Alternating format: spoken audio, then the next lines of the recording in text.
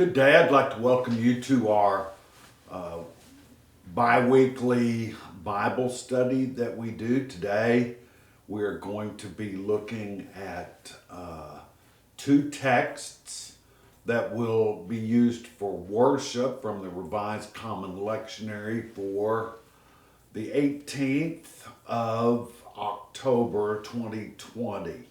My name is David Mosser, and we are here in the pastor's office at Salado United Methodist Church in Salado, Texas. Our first lesson, as you can see from the board, is Exodus 33, 12 through 23.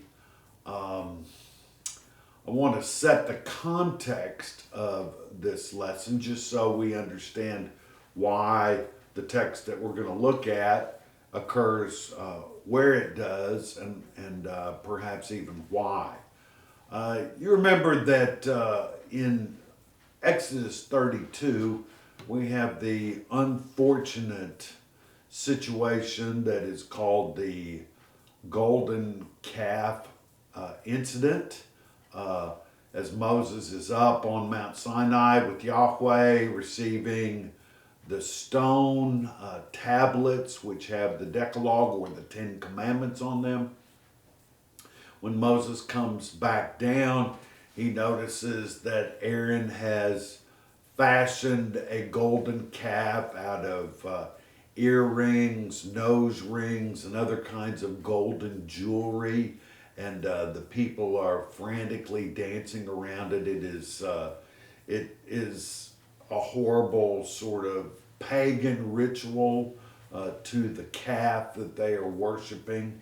And Moses, you could say, blows his stack and he smashes those tablets to smithereens. In fact, one of the things that we could say is the shattered commandments represent a shattered relationship in the covenant that Yahweh has forged with the people of Israel. And Yahweh is somewhat disgusted with the people and distances himself with them. And some read this as Yahweh's threat to the people of God. But Moses comes and intercedes, and that's what our text is about today. But before we get to 33:12, I want to read the first three verses of chapter 33 because it helps us understand what's going to happen after verse 12. Here it says, "The Lord said to Moses, 'Go, leave this place, you and the people whom you have brought up out of the land of Egypt, and go to the land which I swore to Abraham, Isaac, and Jacob, saying, to your descendants I will give it.'" What that basically means is that they are to leave Sinai, and they have not been at Sinai for very long. This is within the first year of their liberation from bondage to Pharaoh and Egypt in Exodus. So it's fairly early in the process. So then, verse 2 begins, "I will send an angel before you, and he will drive out the Canaanites, the Amorites, the Hittites, the Perizzites, the Hivites, and the Jebusites." So in other words, this angel or messenger from God is going to go before the people and drive these other folks out of the land. It may seem hard-hearted on God's part that he does this for the chosen people, but we always have to remember that history is written by the winners, and Israel has given us the Bible because it sees itself as God's chosen people, and so God will act on behalf of these chosen people almost all the time. There are a few times like with the deportation of the Hebrew people to Babylon and so forth, but almost always God intervenes on the side of the Israelites. So he's going to drive all these different tribal groups out of the land. Then he says, go up to the land flowing with milk and honey. And that's how the promised land is described in the book of Exodus. Uh, uh, but I will not go up among you, or I would consume you on the way, for you are stiff-necked people. And so basically what this text says is that God, Yahweh, is going to provide an angel to go before the people and to be with the people, but God himself will not be with them because God is worried because they are stiff-necked people that God might be ready to do something to them that God does not want to do. So in chapter 33, beginning at verse 12, Moses said to the Lord, said to Yahweh, See, you have said to me, bring me this people, but you have not let me know whom you will send with me. This is Moses speaking, of course. Yet you have said, I know you by name, and you have found favor in my sight. Now, if I have found favor in your sight, show me your ways, so that I may know you and find favor in your sight. Consider, too, that this nation is your people.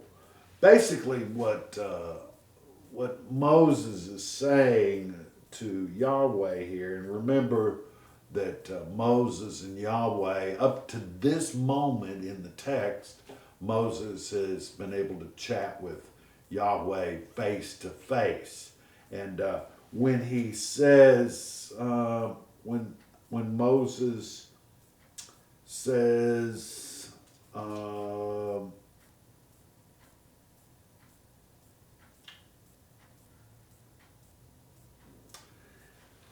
Moses says, I know you by name, and if I have found favor in your sight and find favor in your sight, show me your ways so that I may know you and find favor in your sight. Consider that this nation is your people. One of the things that happens is when he says, show me your ways. And what this basically means is Moses saying, if we said it in a colloquial way, Moses would be saying, come on, God, shoot straight with me. Or, come on, God, give it to me straight and hard and the truth. I want the truth from you. Come clean with me. Something like that. Show me your ways. He wants Yahweh to reveal Yahweh's hand to him. And so the Lord says in verse 14, and this is important to note, Yahweh said, my presence will go with you. Okay, so now he says, my presence will go with you, and I will give you rest. And what I will give you rest probably means is I will guide you into the land flowing with milk and honey, and it will be a place of promise. And there you can rest assured that you will be home in your land. And he said to him, if your presence, and this is Moses speaking now, and if your presence will not go, do not carry us up from here. Now, remember, Moses has already gotten God's assurance that his presence would be with him, but Moses doesn't give up. He just keeps negotiating with God. If your presence will not go, do not carry us up from there. For how shall it be known that I have found favor in your sight, I and my people, unless you go with us?